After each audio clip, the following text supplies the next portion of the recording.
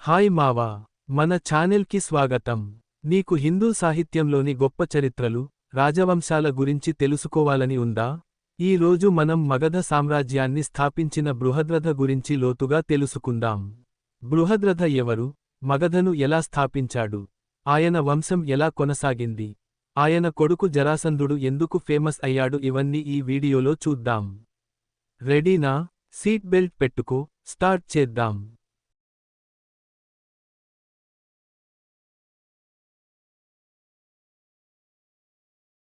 మావా, ఈ రోజు మనం హిందూ సాహిత్యంలోని ఒక గొప్ప రాజవంశం గురించి మాట్లాడబోతున్నాం, అదే బృహద్రథ వంశం. ఈ వంశం మగధ సామ్రాజ్యాన్ని స్థాపించింది. దీని గురించి మహాభారతం, పురాణాలు, ఋగ్వేదంలో కూడా ప్రస్తావన ఉంది. బృహద్రథ ఎవరు? ఆయన ఎలా మగధను ఒక శక్తివంతమైన రాజ్యంగా మార్చాడు? ఆయన వారసులు ఎవరు? ఇవన్నీ ఈ వీడియోలో డీటెయిల్గా తెలుసుకుందాం. ఒక్క విషయానికి కూడా మిస్ చేయకు, ఓకేనా? Let's go. మావా, బృహద్రథ అనేది హిందూ సాహిత్యంలో మగధ రాజవంశాన్ని స్థాపించిన గొప్ప రాజు. ఆయన బృహద్రథ వంశానికి మొదటి రాజు. ఈ వంశం మగధలో చాలా కాలం పరిపాలించింది. బృహద్రథ అంటే ఏంటో తెలుసా? సంస్కృతంలో బృహత్ అంటే గొప్ప లేదా భారీ, రథ అంటే రథం. అంటే బృహద్రథ అంటే గొప్ప రథం ఉన్నవాడు అని అర్థం. ఆ రోజుల్లో రథం అనేది రాజుల శక్తి, గౌరవానికి సంకేతం, కాబట్టి ఈ పేర ఆయన గొప్పతనాన్ని సూచిస్తుంది. బృహద్రథ ఎవరి కొడుకో తెలుసా?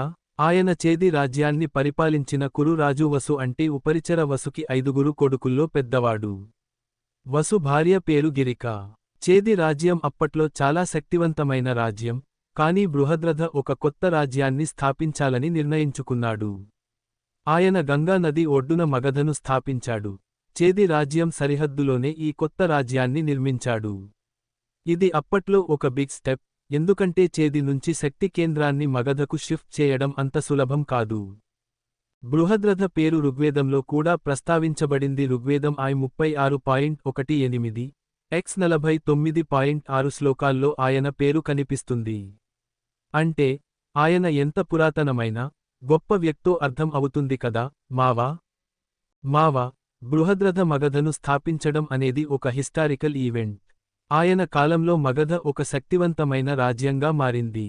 గంగా నది ఒడ్డున ఉన్న మగధ రాజ్యం వ్యవసాయం, వాణిజ్యం, సైనిక శక్తిలో అభివృద్ధి చెందింది. బృహద్రథ పరిపాలనలో మగధ ఒక ప్రముఖ శక్తిగా ఎదిగింది. ఆయన కొడుకు జరాసంధుడి కాలంలో ఈ రాజ్యం ఇంకా ఎక్కువ పవర్ఫుల్ అయింది. బృహద్రథకు ఒక కూతురు ఉంది, ఆమె పేరు శశిరేఖ. ఈమె దృష్టద్యుమ్నుడికి రెండో భార్య. దృష్టద్యుమ్నుడు మహాభారతంలో ఒక ముఖ్యమైన పాత్ర. ఆయన ద్రౌపది సోదరుడు, పాండవుల సైన్యానికి సేనాధిపతి. శశిరేఖ ద్వారా బృహద్రథకు మహాభారత కథతో కూడా కనెక్షన్ ఉంది. ఇప్పుడు బృహద్రథ వంశం గురించి చూద్దాం. బృహద్రథ తర్వాత ఆయన సోదరి అమ్నా సింహాసనాన్ని చూసుకుందని పురాణాలు చెబుతున్నాయి. ఆ తర్వాత కుశాగ్ర, వృషవ లేదా రిషవ, పుష్పవంత లేదా పుణ్యవంత, సత్యహిత లేదా సత్యధృత, సుధన్వన లేదా సుధర్మ, ధర్మాత్మ, ధనుష, సర్వ లేదా ఊర్జ, జతు, జహు, జంతు, సంభవ ఇలా వంశం కొనసాగింది. అగ్ని పురాణం ప్రకారం సంభవ తర్వాత నేరుగా జరాసంధుడు వచ్చాడు. కాని ఇతర పురాణాలు సంభవ, జరాసంధుడి మధ్యలో లేదా జంతు, జరాసంధుడి మధ్యలో మరో బృహద్రథ పేరు ప్రస్తావిస్తాయి. ఈ వంశంలో చివరి రాజు రిపుంజయ. 682 బకేలో రిపుంజయను ఆయన మంత్రి చంపేశాడు. దీనితో బృహద్రథ వంశం ముగిసింది. ఈ వంశం చరిత్రలో ఒక ముఖ్యమైన భాగం, ఎందుకంటే మగధ తర్వాతి కాలంలో హర్షవర్ధన, మౌర్య వంశం, గుప్త వంశం వంటి గొప్ప సామ్రాజ్యాలకు కేంద్రంగా మారింది.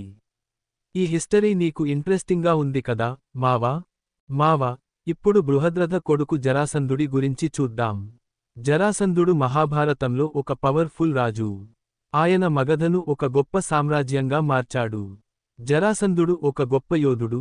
ఆయన శక్తి, వీరత్వం గురించి మహాభారతంలో చాలా చెప్పబడింది. ఆయన కృష్ణుడికి పెద్ద శత్రువు, ఎందుకంటే జరాసంధుడు కృష్ణుడి మామ కంసుడిని చంపినందుకు పగ తీర్చుకోవాలని చూశాడు. జరాసంధుడు చాలా రాజులను జైల్లో పెట్టి, వాళ్లను బలి ఇవ్వాలని ప్లాన్ చేశాడు.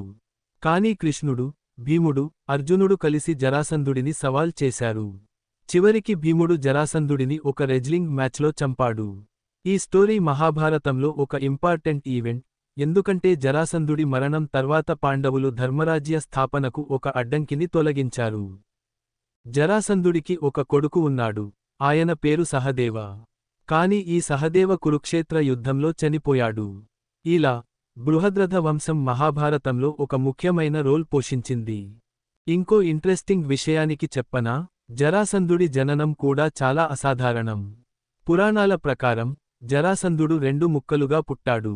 బృహద్రథ భార్యలు ఇద్దరు కవల సోదరీమణులు ఒక్కొక్కరు ఒక శరీర భాగాన్ని ప్రసవించారు. ఈ 2 ముక్కలను ఒక రాక్షసి పేరు జరా కలిపింది, అందుకే ఆయనకు జరాసంధుడు అని పేరు వచ్చింది. జర అంటే ఆ రాక్షసి, సంధుడు అంటే కలిపినవాడు. ఈ స్టోరీ నీకు మైండ్ బ్లోయింగ్గా అనిపించిందా మావా? బృహద్రథ స్థాపించిన మగధ రాజ్యం తర్వాతి కాలంలో భారతదేశ చరిత్రలో ఒక ముఖ్యమైన రాజ్యంగా మారింది. మగధ రాజధాని పాటలీపుత్రం ఇప్పటి పాట్నా తర్వాతి కాలంలో మౌర్య వంశం, గుప్త వంశం వంటి గొప్ప సామ్రాజ్యాలకు కేంద్రంగా మారింది. అశోకుడు, చంద్రగుప్త మౌర్యుడు, సముద్రగుప్తుడు ఈ గొప్ప రాజులందరూ మగధ నుంచే భారతదేశాన్ని పరిపాలించారు. మగధ ఎందుకు అంత పవర్ఫుల్ అయిందంటే దాని జాగ్రఫీ చాలా అడ్వాంటేజ్. గంగా నది ఒడ్డున ఉండటం వల్ల వ్యవసాయం, ట్రాన్స్పోర్ట్ సులభంగా జరిగేవి. అలాగే మగధలో ఇనుప ఖనిజాలు ఎక్కువగా ఉండేవి, దీనివల్ల సైనిక ఆయుధాలు తయారు చేయడంలో మగధ ఎప్పుడూ ముందుండేది. బృహద్రథ స్థాపించిన ఈ రాజ్యం భారత చరిత్రలో ఒక మైలురాయి. ఆయన వంశం మహాభారత కాలం నుంచి మొదలై 682 BCE వరకు కొనసాగింది. ఆయన లెగసీ తర్వాతి తరాలకు ఒక గొప్ప ఇన్స్పిరేషన్. ఈ హిస్టరీ నీకు ఎలా అనిపించింది మావా? అబ్బో మావా, ఈ హిస్టారికల్ జర్నీ నీకు ఎలా అనిపించింది? బృహద్రథ, జరాసంధుడు, మగధ రాజ్యం ఈ విషయాల్లో నీకు ఏది బాగా నచ్చింది? కామెంట్లో తప్పక చెప్పు, ఓకేనా? మావా, నీవు నెక్స్ట్ టైం ఏదైనా హిస్టారికల్ ప్లేస్కి వెళితే ఈ విషయాలు గుర్తుంచుకో.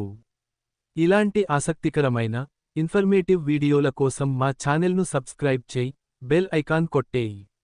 నీకు ఏ హిస్టారికల్ టాపిక్ గురించి తెలుసుకోవాలని ఉంటే కామెంట్లో చెప్పు, నీ కోసం తప్పక తీసుకొస్తాం.